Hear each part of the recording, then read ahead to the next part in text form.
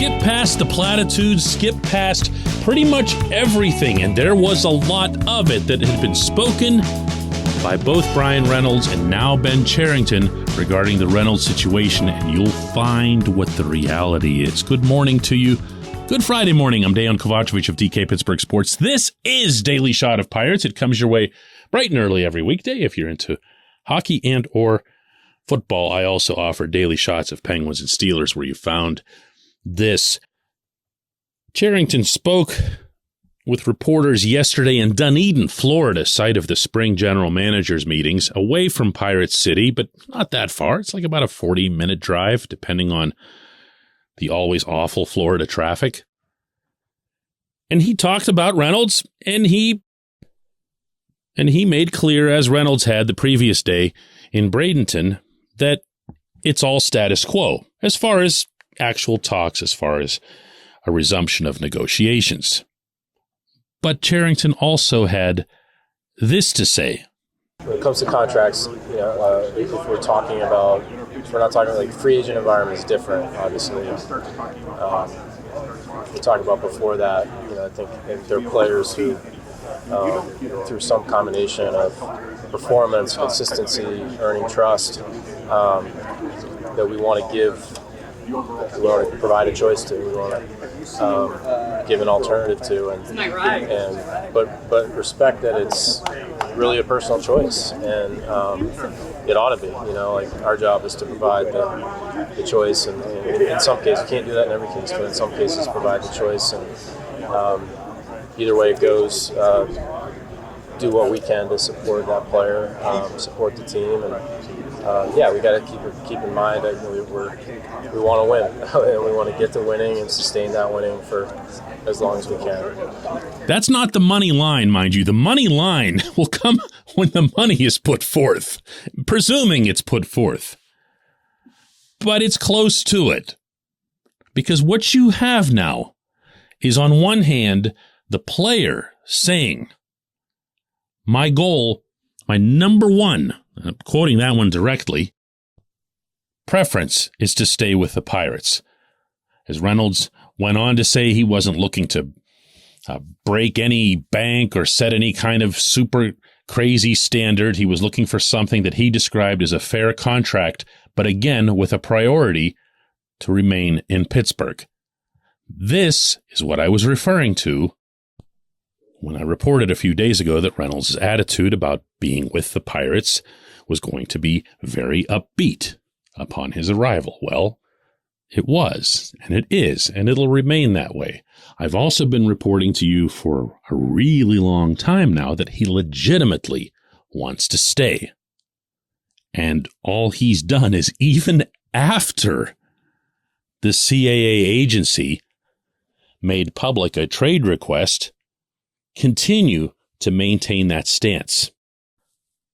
But when you hear Cherington himself acknowledge that he hopes that talks can restart, he hopes that there can be more discussion toward a true long-term extension, that, my friends, is when you have two things aligned that really need to further align. In my experience of covering professional sports over a lifetime, when this occurs, there is the right resolution at the end, almost without exception. Why? Because one side wants something, the other side wants the same thing, and it's just a matter of meeting somewhere and figuring it out. And by meeting somewhere, I don't mean a place. I mean somewhere financially that it'd be considered a real compromise. And that's why I keep going back to the Pirates' original offer, and from all anyone knows, only offer, and then wondering what in hell CAA was thinking to just burn the building down without a further negotiation. Should the Pirates have come in a little higher and not lowballed Reynolds? Sure. But did CAA need to react the way it did? No. Does CAA have a history of reacting the way it did? Uh-huh. They absolutely do. And does CAA view Reynolds as one of those big ticket items that they can really put all of their muscle and weight behind and try to get absolutely as much as possible, not just for the player, but for themselves? You betcha. You betcha. And that's what happened here. So now, as Cherington put it yesterday, what would come about if this were an honest process, meaning from the CAA perspective, is that they'd get back to the GM. Did you catch that part too? He didn't suggest that he was going to go banging on their door because the Pirates made an offer, and CAA's response was to go public with a trade request, as opposed to any sort of counter or even a, wow, seriously, are you kidding? This was what they did. So that's what Cherington wants. And I think that's a fair stance for any GM to take, whether there's a miser of an owner like Bob Nutting or whether they're running the Dodgers or the Mets. It's a reasonable stance to take. You can't have an agency, especially one as big as CAA, that's going to represent a lot of guys under your watch over the years, and let them try to bully you around or just behave unprofessionally. I believe that's what happened here. And bear in mind, I'm someone who really, really, really wants Reynolds to get paid and to remain in Pittsburgh. But I don't like the way CAA conducted themselves here.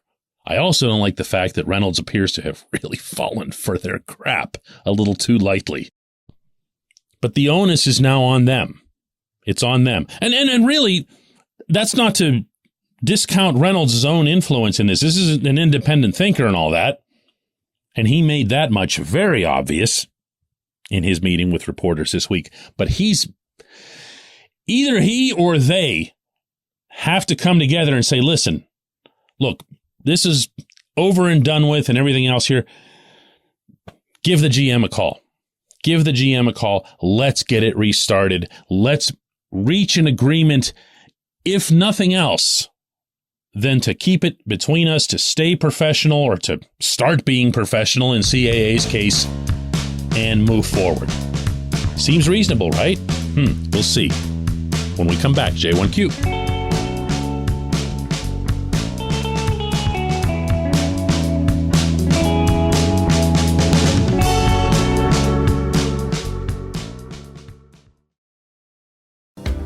This portion of Daily Shot of Pirates is brought to you by our friends at North Shore Tavern, that's directly across Federal Street from PNC Park. It's home of Steak on a Stone, an eating experience, underscoring the word experience.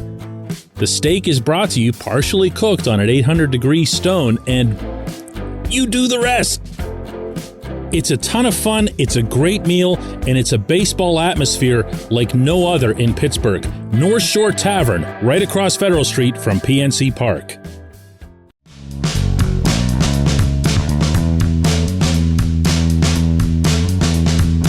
Today's J1Q, and it's a good one, comes from John, who says, DK, will the baseball ops folks still have a major impact on who plays and therefore the performance/success of the 2023 season? I'm aware that the days of managers filling out the lineup cards are long gone, but in the game today, can better players overcome bad/confounding decisions by the front office? I want to get through a couple of things first here as background, John. Managers fill out lineup cards. Derek Shelton fills out his lineup card. He and Don Kelly work on it together. There is input given. There is data provided. There are suggestions made.